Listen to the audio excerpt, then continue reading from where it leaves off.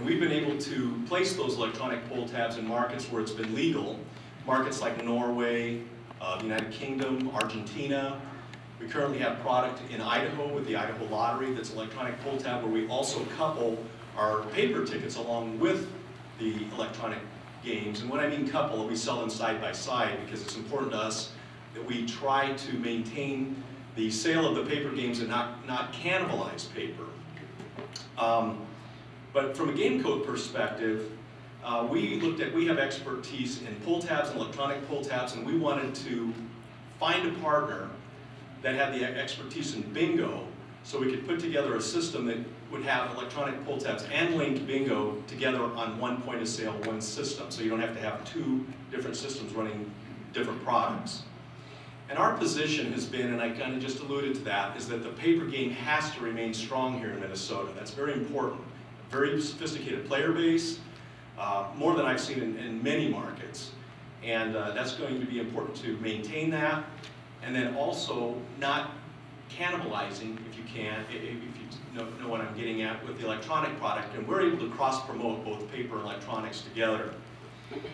And the other thing that's very important to us as a paper ticket manufacturer here in Minnesota is that we want to have the product distributed through the existing distribution network.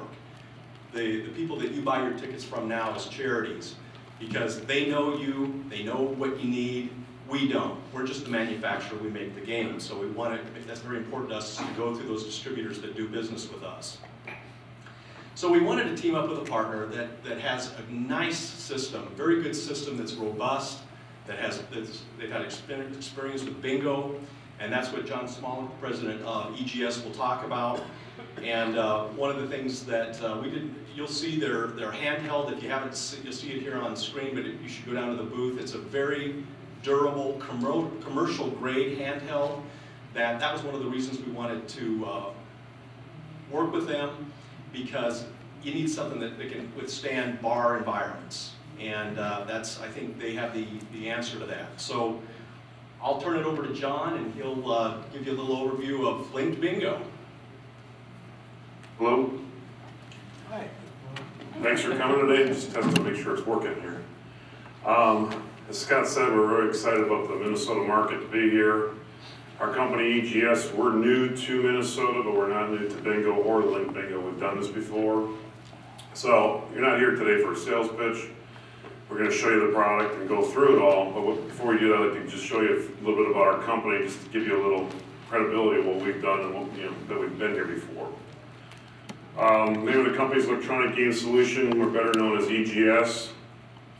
We're not a startup company. We've been around for 10 years. What you're going to notice is a lot of companies coming into Minnesota, they either changed their name from what they were before, or brand new companies trying to get into the industry, which is great, but we've been around for 10 years, and we've been doing this for 10 years as a manufacturer. Founders are working partners of the company, and I'm one of them. I've been in the business since 1986, so we got 26 working years just in the industry.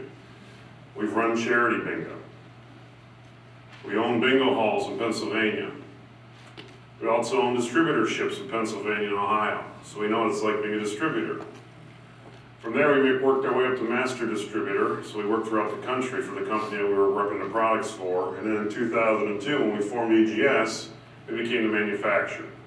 The reason why I'm telling you this is that we do have experience in all aspects of it. So we understand what the charities go through with electronics, we understand what the distributors go through with electronics, we understand what the bar owners go through with electronics.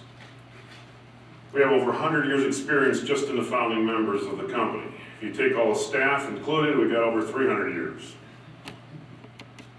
We're one of the largest competitors in the electronic business, bingo business. So who are our customers? Well, we work with charitable organizations and for-profit distributors currently in 13 states: Colorado, Florida, Pennsylvania, Illinois, Louisiana, Maryland, Virginia, Ohio, Texas, Kentucky, South Dakota, Michigan, New York, and God willing, Minnesota by December 17th. We also work in the cruise line industry. One of our customers is Disney Cruise Line. So if you ever go on a Disney cruise and you play bingo, it's all our products. The POS is our product, the handset's our products, everything's our products. It's not easy getting an account with Disney because you got to tie into their financial department. So, you know, going through the state approval here in Minnesota is arduous, but I gotta tell you, Disney was unbelievable what they put us through. We also work with Crystal Cruise Lines and Holland America Cruise Lines. We like to think that we are the NASA of the bingo industry because every component that we have has a backup to the backup because, as a tech service, it's not easily given to a Disney ship when it's out in the middle of the ocean. So you can pick up the phone and go, hey, the machines aren't working. And again, it's a very prestigious account, so when our contract comes up, the last thing I want to be doing is looking at those folks in the eye and I'm going, well, why couldn't we play bingo on this particular date? So every time they play bingo, our stuff's gotta work. So being in the bar atmosphere, being in Minnesota, our stuff will work, because this is what we do. We also have all our products are third-party approved already, okay? This is our GLI approval from February of 2009 for a random number generator. A random number generator is the heart and soul of the Link bingo game. So we've already had a random number generator in place since 2009. And it meets all the state requirements. Okay, so we've already gone through the third-party lab testing.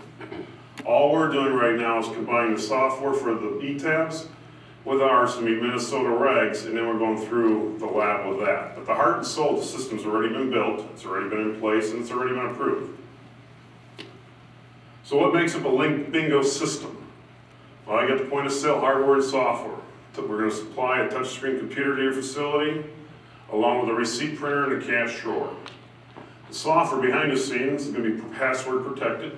So if you have staff or bartenders that are working on the system, they only can get to certain levels. The distributor would have certain levels, and obviously we would have certain levels.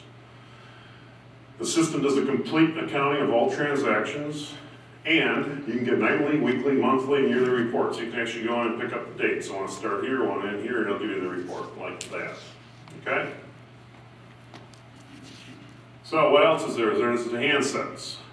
We're the only manufacturer or the only company getting licensed that actually makes its own product, and it's made in the United States of America. We're very proud of that because we created it, we developed it for this industry, and it's being built here.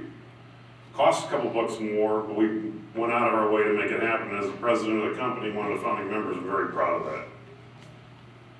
So what does that do for us as far as giving us benefits? Well, first thing, because it's made in the U.S., all the parts are here. So when your guys come in, or when you have a location, your distributor comes in, or a service provider comes in, they can make repairs on site. Whereas foreign models, you gotta basically hand them in to give you a new one, they ship them off to get fixed someplace. So all our stuff is repairable right then and there. It's durable, commercial grade, and it's made again for the bingo and E-tab industry. This isn't some product we bought off the shelf that's being used for something else and putting our software in. This machine was made for us, for this industry. It's got an 8.9 full color full color LCD, high resolution, widescreen display. It's got a capacitive touch screen. It's about 3.3 pounds. Stackable charging system that accommodates 12 units per module. This is it. When we did it originally, we made it for 10. Minnesota wants 12. Since it's made in the United States, we went in and made a 12-unit charging rack for it. Very tight, compatible. If you got a capacity over 200 people, we can put 2 of those in. Get them 2 different sides of the bar, wherever you want them. Multiple themes and card layouts to suit any taste for the bingo games. We play bingo and electronic pull tabs at the same time, so you can do both simultaneously. It's got animated daubers that fly across the screen and land on the bingo cards, and we're going to show you that in a little bit. And what also makes us unique is we have 4 separate batteries in this unit. This is one of our secrets to our success as far as durability on the cruise ships. Because one battery goes down in this unit, it still plays bingo. 2 batteries go down in this unit, it still plays bingo. Every other product in the market's got 1 battery, so if the 1 battery goes down, the unit's shot. With our system, there's 4 lights. It tells you what the batteries are working or not. You need a battery, your service provider comes in, 5 screws, actually unplug the battery, plug in a new battery. It's that easy. Okay, so how does hardware and software work together? According to the state, we need to have a central system off-site. So we're basically going to be in what we call a server farm. We're going to have our big server located in a location somewhere in Minnesota. Okay? Then we're going to come to the location and install a point of sale piece of hardware. Inside of that point of sale piece of hardware is going to be software. Basically, it's going to be, the state calls it a linked bingo site controller. That's basically communicating with the off-site central system. Now basically, we set up a player account or a wallet. So money comes in, they buy bingo, speaks to the central system, which talks to all the other sites, reports back as to what the payout's going to be for the game, and then kicks out the balls, and you're playing bingo through that. Okay? At the end of each night, the state's going to receive a linked bingo sales report directly from our site system, and as it uses the charity, is going to get one cash reconciliation report that evening. What we're looking to do is probably do an ACH debit and credit to your account every day. So basically, you'll get the report every night, every day. It'll give you a complete breakdown, it'll come out of your account based on the report. As Mr. Hanneman, Scott from Gameco spoke earlier, what we're doing is we're working with them to integrate the ETAP section of a portion of the product, and they're going to have an off-site server just like we are, sending information to the controller, and they're going to be doing an ETAP report. So at the end of the evening, you're going to receive an ETAP report and a cash reconciliation report and a linked bingo sales report, all at the same time from the same system. And basically, what we're working on right now is integrating it so it's basically a seamless system between the two companies.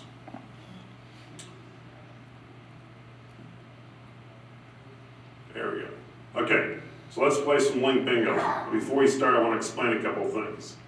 First thing is, for today's presentation, we're only going to be playing 2 games, and that's just because we're trying to keep the presentation short. Probably wouldn't just play 2 games in a linked bingo, real life linked bingo situation. First game we're going to play is single bingo. We would never play single bingo in a linked environment because the bingo would go like that. You got 2,000 people playing or 500 people playing, the bingo would be over, 2 seconds flat. But we're going to play today just, again, to speed up the game. Basically, look at that screen, the big screens. These are basically software that the handsets would show. So this is what the player would be looking at. So basically today we're only going to have 2 people playing the actual game. Okay, so that's why we're playing single bingo. The second game we're going to play is letter X with a win ball 19, meaning if you obtain the letter X in 19 numbers or less, the player wins the jackpot. So if it's 20 numbers or more, you get the consolation prize. So that's how the progressive jackpot will work. We're looking at probably starting at $25,000, you build it up, we can go up to $100,000 based on the law today in Minnesota. They are looking to increase that. We want them to increase that because we think we can get jackpots for $200,000, $300,000, $400,000 if this is done right. Okay, this is the same screen as what's on this TV monitor right here. That's our point of sale software. So that's what you'd be looking at if you were working the point of sale system. And Sean's going to demonstrate that in a couple minutes. So basically, he punches in how much you're buying in for. And then you hit a receipt. There you go.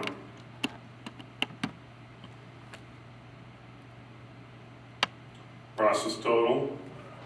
And then the system kicks out a receipt. And that receipt looks like this.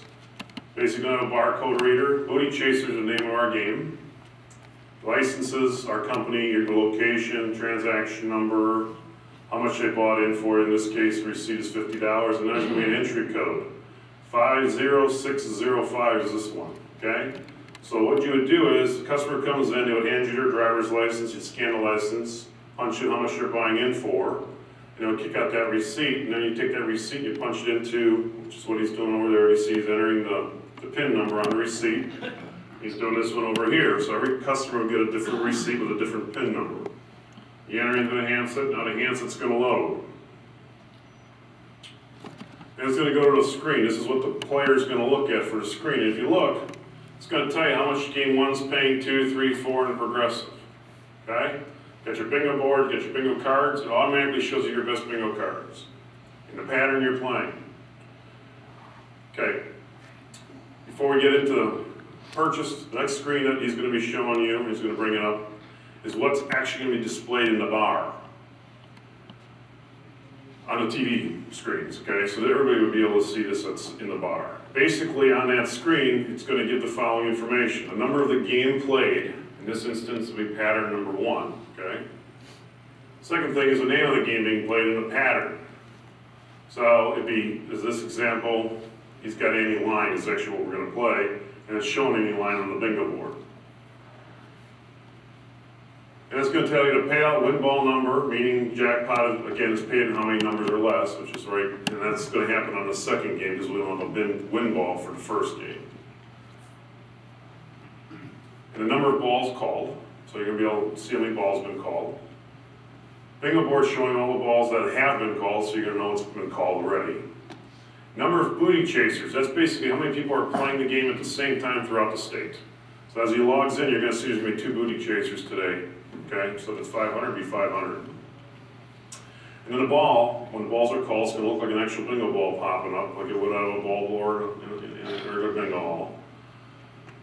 Okay, we're going to get started here, but I just wanted to point this out as we're still working with the state. So the following bingo presentation has not yet been approved by the Minnesota Gambling Control Board. It serves just as a demonstration of EGS's current linked bingo system capabilities. The final state-approved version may differ from today's demonstration, but we think we're really close, so we're hoping. Okay, so Sean, if you look at both handsets, they're connected. He just said he wants to buy in. Game starts in 1917, it's going to count down. He bought in for $5. Tells him he's in, so he knows he's in the game. Please stand by for the game to begin. So it's going to stay on that screen, and then this unit here is going to tell people in the hall what's going on. So first game is any line. No, it doesn't say a payout number though. That's because they weren't in yet. Oh, they're in. Okay, so it's still calculating. So now it's shut everybody out. No more sales. Game's about to begin. Game started. Any lines paying $2.50. Again, you only got 2 people. Game 1 ball's been called. 16. It dials it. Second ball. So we're playing bingo right now.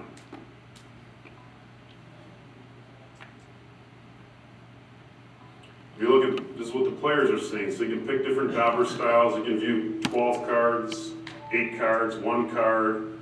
You just heard a little chime.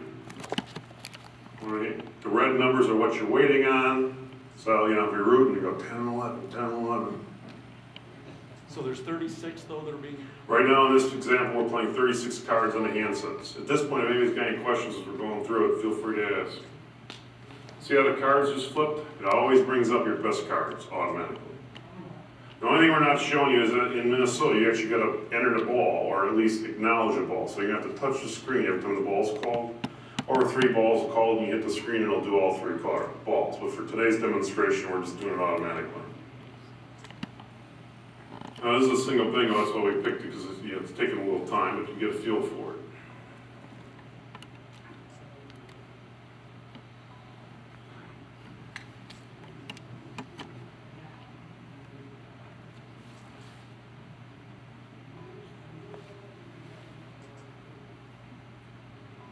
Yesterday we had a single bingo in no time. There you go, just one. There you go, winner. That's what the handset would show. Now watch the main screen. It's going to go verify the card, show it's a good bingo, and it's going to list what the person won. That's what the bar is going to be showing. So that's going simultaneously with the handset. So if you're sitting in Duluth playing that, it's going to be showing that in Minneapolis. Now it goes automatically into the second game. Now if you look, right here it says letter X. $25,000 we're playing for right now, and the win ball is 19. So if we don't hit the letter X in 19 numbers, it's going to drop the jackpot from 25,000 to whatever the constellation prize is. For today's demonstration, it's only $2.50, again, because we only got 2 handsets playing. The cards are all pattern specific. If you look down here, you can see your credits. So if you win, it automatically adds your credits. If you don't win, it takes them out.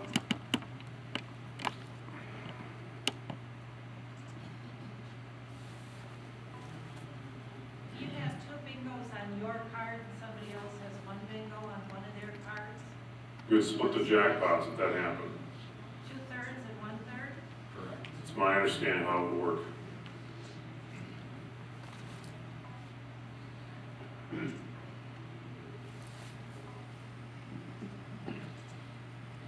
The red numbers come up when you have 1 number to get a bingo? That number needs to be bingo, that's correct.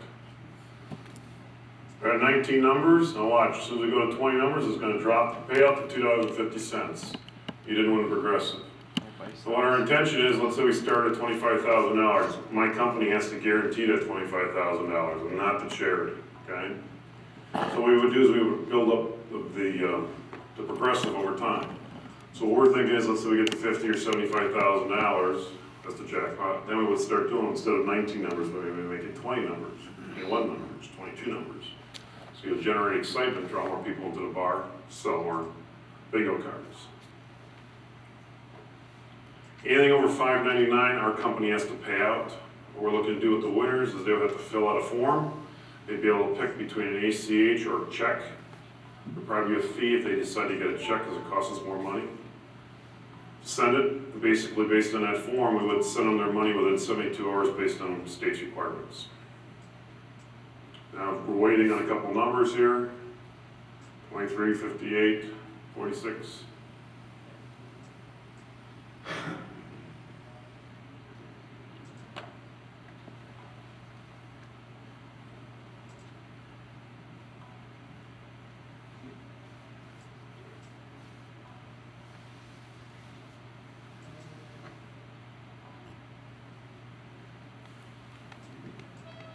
There we go.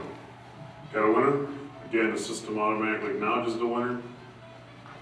Shows it's a good bingo. Good bingo, pay each person whatever it is. The other thing we do is we automatically print out the receipt at the location. Shows the winning card, the serial number of the winning card, the bingo board to show all the balls that were called, the prize payout, and the code number. All on a receipt, so you can give it to the winner. And that's basically how the bingo game works. So what I'd like to do now is, if you have any questions, feel free to ask, and I'll be more than happy to answer them. Yes, ma'am. How many cards were they just playing? We were just playing 36 cards, it's a state limit. I don't know if we're gonna do 36 cards or not. We're still, it's kind of an ebb and flow with the state as we're working through it. What were the percentage payouts? What does apply to the game and what goes to the We're box? still working it out too, but this is the way we're looking at it right now, and again, it may change. For every dollar that comes in, 60 cents goes back to the player. There's a remaining, obviously, 40 cents. We get 6 cents of that for supplying the product in the game to the charities. The charity ends up with 34 cents to pay its taxes and its rent and make it money itself. Okay, of the 60, what went to the 250 and how much went to the 25 grand? Well, we're looking at probably taking a portion of that. We haven't decided. Here's the issue right now with that, and I'll tell you why it's a moving target. $100,000 is the most we can pay out in the state of Minnesota. That's not a lot of money, especially if you got 500 locations linked up. Okay? But according to state law, when they passed the legislation, they didn't think about that. So like my company had to get bonded for $100,000, which is great. Okay? Basically why we gotta get bonded is that for some reason I go belly up, business-wise. The state can go to the bonding company and get the 100 grand that the person won, correct? Well, what's gonna happen is some of those jackpots are gonna grow real fast. Well, if we get over $100,000, it's not legal. So I was just talking to Mr. Barrett and Danger, and well, can we get bonded for another $100,000 as a separate bond, so we have 2 or 3 bonds? Because right now, you can't collect more than $100,000 to pay it out. So we're looking at, on some of the regs, changing that, and raising it to $300,000, $400,000, $500,000. So based on what that, the jackpot is, I mean, what we want to do is we want to build the jackpot as fast as possible because that's going to generate traffic, which makes everybody more money.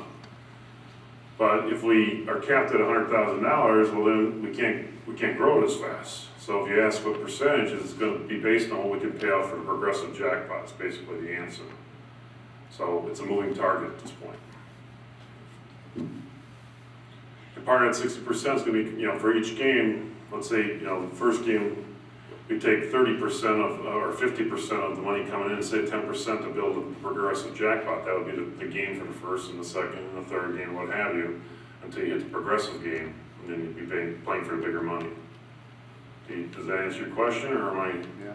I feel like I sound like a politician when I answered it, by the way. Sorry, I'm not intending to be that, but anybody else? Yes, sir. How many bingo handhelds can you have in an establishment? It's based on your occupancy. 200 people or less, you can have 12 units. 200 people or more, you can have 24 units. My understanding of your bingo hall is 50 units. But out of those 12, only 6 can play electronic pull tabs, and the other 6 can play bingo all at one time. That's right. Now, if you have a dual-purpose machine, can you, Still the same, so basically if you got, let's say you got 3 units, or let's say you got 6 units out, and both of them are playing bingo and E-tabs, the other 6 machines gotta sit in the charging rack. So then you're saying if 7 people wanted to play, whoever logged in first is in, and the other one has got to sit. Well, that gets the house rules, which is another interesting thing. By the way, I'm running for, I don't know what I'm running for, but I sound like a politician here. You guys are probably done with all the election ads, and here comes that guy, and what the hell's he talking about? But basically, it goes to house rules. And one of the other, good question is, okay, so let's say a person's playing Link Bingo, or let's say 6 people, or, I don't know, let's say 3 people are playing Link, how do I do this? 6 and 6. Well, let's say, people are playing Link Bingo, some people are playing pull tabs, right? And there's people waiting in line that want to play. Well, a person who's playing a pull tab unit could sit there and not play any pull tabs and sit on the unit. So how do you stop that? So we're looking at, well, if they haven't played a game for, let's say, 5 minutes, the system shuts down, you gotta give up your machine. And these are all the little nuances we're gonna have to circumvent. And one of the things I want to say to you guys, we're in a number of different states, and as arduous and as time-consuming and as confusing as this is, you guys actually are lucky. In my state of Pennsylvania, charities and the distributors basically had a nice revenue stream through bingo, and they approved casinos and cut out the distributors and the charities. So the people in Pennsylvania would love to be in your seat. The same thing in Texas, Ohio. And one of the things we want to do is we want to make this a success here. I know there's a lot of people saying you're never going to raise the kind of money you're supposed to, what have you. Our goal is to try to do that, because we can make it a success here, we can go and show other states that it's a success here. So, I understand with some, it's just tough, but I think if we get down a year down the road, you look back and we got multiple competitors, and you're making a couple bucks more, and you haven't lost revenue on your paper side, you're making more money on the bingo side, you might look back and this wasn't so bad after all.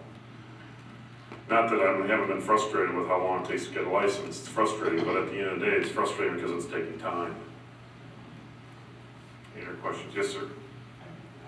You're talking like the same pad can be used with both bingo and tabs at the same time.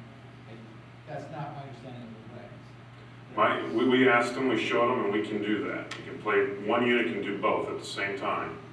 But you can't. I thought the rules were written that a pad could be used for one or the other and not for both at the same time. We asked them. I'm gonna try and bring it up. Okay. We asked him, we show it to him, hopefully he's, there it is. So there's the E-tab game right here. You're playing bingo right here. We showed this exact thing to them and they said it was all right. It does count for 2 units. 2 units, 1 Link Bingo, 1 E-tab unit. Well, then you have house rules that don't. That's right, you go back to house rules.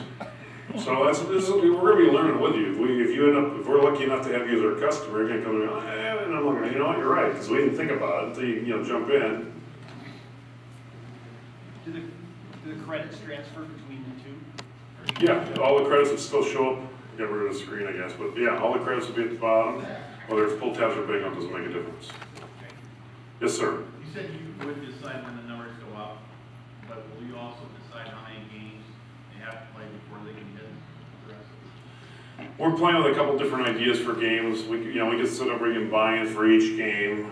So basically, you can walk in and buy in whenever you want. Okay. The other thing we thought about doing was maybe buying in for 5 games. So you kind of do a forced buy 5 games.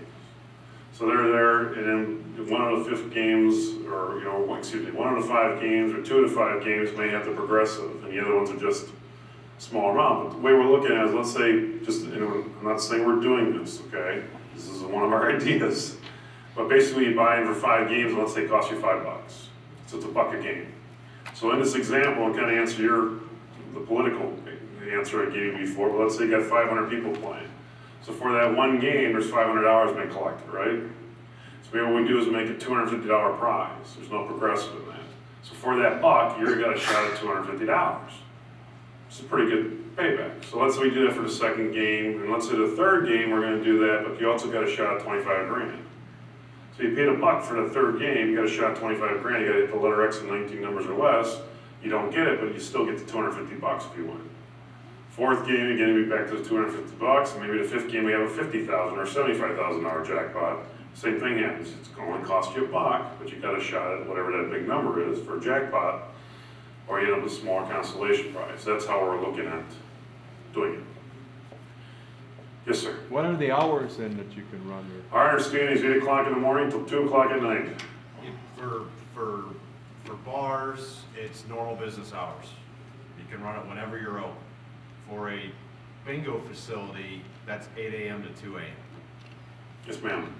Will the progressive price change per game depending on how many people are like? Yeah, we'll grow it. It may change, you may be set up for 50 grand for a particular week or 3 days or whatever. Well, this is a growing process. So like what we're showing you here, this is what we're trying to get submitted and approved, okay? Then we're gonna probably have different graphics and what have you. We're gonna do different things for the holidays. Maybe have the jackpot actually scrolling, showing as it's growing. I don't know if the state's willing or let us to do or not, but what we're doing is we're going in as plain vanilla as we can to get through the first time. And then we're gonna come back with other ideas, and at least we're in business, we're able to sign people up, and then we're gonna say, what do you think about this? If they shoot us, say no, okay, we'll go back, that type of thing. Yes, sir. So I'm on this progressive, I'm paying $1, I pay the second $1 for the second game, and then the big pot comes up, I pay another one. What if I sit there and don't play 1 and 2 and just put the $1 in for the third, is that allowed? We're playing, again, you could sit there and maybe just buy in, skip a game, buy in, skip a game, but then the problem is there's people waiting to play the handset. You're not generating as much revenue as you could. So then we're thinking, well, let's do a forced buy-in where if you're gonna buy in, you gotta buy in for 3 or 5 games. Okay, house rules again. That's probably house rules. It's also part of what we're talking through the state. We're gonna be coming back here week after Thanksgiving with our whole system sitting down in their offices playing bingo probably all day long. And we'll be chewing through all that stuff. So I like the idea of the forced buy-in because it keeps revenue going. Because if you could put in as many machines as you wanted, if you could put 50 machines in a location, then it wouldn't be such a big deal because people wouldn't be waiting for machines. But at the end of the day, you've only got some machines in there. It's like real estate, man. You want to get as much out of it as you can. Why not do that? So, yes, sir. Who is limiting the amount of games that you can have per site? Handsets per state is. It's in It's the legislature.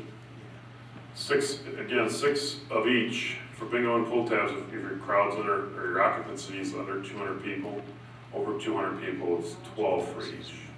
That's why we redid the racks. We originally had 10-unit racks, and we're like, shit, we put in 12 units, we gotta put in 2 racks. So we went back to the people we're working with in the United States, which I'm very proud to say again, and we had them redo a 12-unit rack for us. Yes, sir. How big of a payout do you expect the establishments to be able to pay out, and for the bigger amounts, where do they get this money? So how much of a bank does the place have to keep on hand in order to try to subsidize this? According to state law, a charity can't pay out anything over $599. So that's the most you're going to be paying out at the locations. So if you have a bank, Is that total? What if you have a couple per winners? winner. So you could get hit 2, 3, 4, 5, 6 winners. So, the thing is, we can pay out anything over $200, right? We can pay out anything, anytime. We can pay out anything, anytime. So one of the growing pains is how big of a bank do you need to have for a link bingo? And if you just don't have the cash there, you don't have the cash there, and we know that at the end of the night because we do the ACH, we'd see how much you pay or didn't pay out as we did the accounting for the evening. And what we would do is we'd just deposit the money in your account the next morning, so you'd have it. So that customer would have to If come you don't back. have that money available, people come in, want to turn this back in for credit. They'd have to come back the next day to get the money if you don't have the money available. Again, there's gonna be growing pains. This is not gonna be a seamless system out of the gate. We're gonna have upset people. I'm gonna be walking into locations as the owner of the company, not knowing people going, hey, you didn't do this right, you didn't do that right. And I'm like, you're right, we didn't, but we're We learning. got people on a vacation taking off that, after they play, and they're going 300. Well, here's the thing, what you do is if they're owed $300, get their account number, we'll ACH it into their account, so when they're on vacation, they go to the ATM machine and access that money. They can get paid the next day whether they're there or not. They can get paid the next day whether they live in Minnesota or not. Canada doesn't make a difference. We can deposit that money the next day in their account. Yes, sir. What's the cost to the organization or the lesser to get the system put up? What we're looking at doing is there's no cost to you.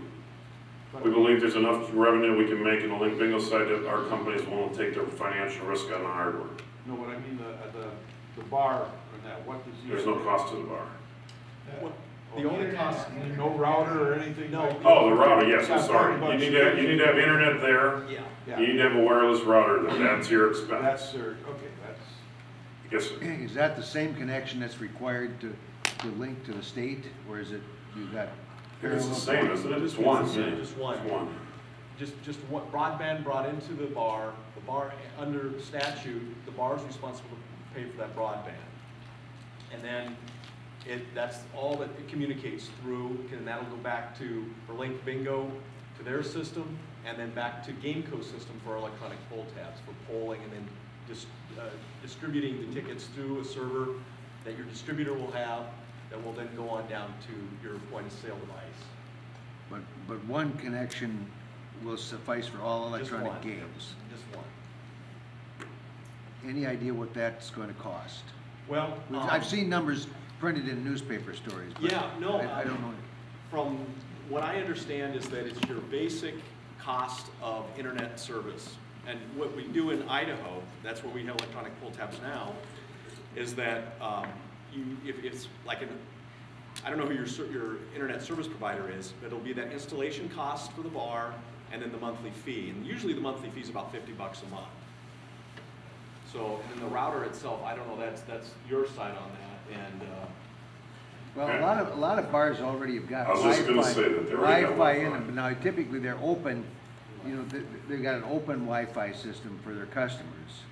Can you use piggyback on line. that in any way, or do you? Yeah, we can use that. we actually do, in Idaho, we do piggyback on existing broadband that might be brought in for other purposes, for the downloadable jukebox that's in that site. But that operator may not want to allow us to do that. So I think it's the smart thing to do is to just say that a separate dedicated line is your worst case scenario to bring that into the bar. But if you got cable TV and Wi-Fi from the same provider coming into the place. You should be able to get it without a problem. It would be a lot of cost. So Can't minimal imagine cost. more than $50, and I would somebody got it already. Yes, sir. What I understand is that the ETFs got to get dedicated line. No, Not to the window, or well, you mean a broadband line, not dedicated phone line. But it's got to be for, I thought it was not to be multi-use, it was before the. we'll have to look at that. I don't know that that is required. But but if it is, then the worst case scenario would be $50 a month. $50 a month fee and an installation fee on top of that. we're not looking for any money up front to install for our stuff. No, I've heard figures of anywhere from $800 to $1,000. That's right. To set up. That's for the hardware and everything else. We're not looking for that. No, that is, I think one manufacturer is requiring that, but we don't intend to do that. There has never been an account that I've serviced, and we're 13 states on a cruise ship, so we've ever had anybody pay us up front. Either our product makes money or it doesn't. No, but It's on our nickel. that might be required by the state that we have a secure line on that, or but. Maybe it's a secure line, but as far as $800,000 up front, you're not paying that with us. No. Yes, ma'am. What's the anticipated time between the bingo game starts? God, I wish I knew that. Maybe when we can install, or are you talking about between the games? If you have game 1 to game 2, because you're selling in between. Well, if we do a 5-game lock-in, you're not really selling between, you're locked in for 5 games. So if you buy in, you automatically go between the games, just like we did here. Like the first one showed the winner, went to the second game, because everybody's bought in already for 5 games. You know, If somebody comes into the bar. they wouldn't be able to buy in if it's a forced buy until the 5th game's over with. And then we have 2-3 minutes in between. Now what's gonna happen is, while the game's being played, they can buy in for credits. You can give them a handset. They can actually hit a button that says, I wanna buy in, before the games are over, the 5 games are over. And basically they end up in a queue in the bar. You know, you can have 6 of them played. So when those 5 games are over, as long as there's not 6 units currently playing Link Bingo that are buying in again, you'd be thrown in automatically. And you can sit there and play pull tabs while you're waiting for that to happen. Yes, sir. So they have to buy it for minimum 5 games. That's what we're thinking about. We're also playing with buying in one game at a time. I prefer to about 5 game buy-in because you're getting on it. The machine's being used all the time instead of going, oh, I don't want to play this game. They sit out a game. But if they only play 5 games and then they have to buy in the next set of 5 there, that's too short of time with 6 people to pay that $5 for the next 5 games. Well, what happened is they'd have credits. So usually if they only got $5 and they bought in for 5 games, they don't have enough money to buy in for the next game. But they've got 5 games time to say, here's another $10, I want to buy in, or $20. So there's going to be some pre-planning on a customer too now. Some customers go, oh my God, I didn't realize I had any money in. Well, as long as there's not someone else waiting in the queue to play, they're all right. Yes, sir. Say you do the 5 buy-in, all of a sudden something comes up, you gotta go. Can you cash out at any time? Yeah, that's a good question. I haven't answered that one yet. I think in that one, you're committed to that buy-in. Yeah, I think so. Your credits have been pulled off your credit balance. Yeah, I think you're So committed. You're committed on that one if that's the route you But, take. well, I You guess. could then cash out if you wanted to. Yeah, because you you're could out, cash out. that $5 is already in the system. Yeah. Okay. Because there's payouts, it's. And we're looking at, our goal is if we do 5 games, 5 games are over, done, and the buy-in time is over and done in 15 minutes. You're not looking at a long time here. It's not like you're buying in and you'll be there for half an hour, 45 minutes. Well, yeah, but still, I mean, just an emergency happens, because Right. in Minnesota, you have to hit the acknowledge. So, you either pass it off to someone else wins the, Right. Correct. Or they could cash out whatever amount they have left of credits and just not finish the last couple games. Any other questions? Well, thanks a lot for coming. We really appreciate it. If you want to come down and see our product, is the show over? I guess you can't see it, okay. This is what it looks like. Thank you. Yeah, we'll be in the parking lot. We're gonna have a tailgate.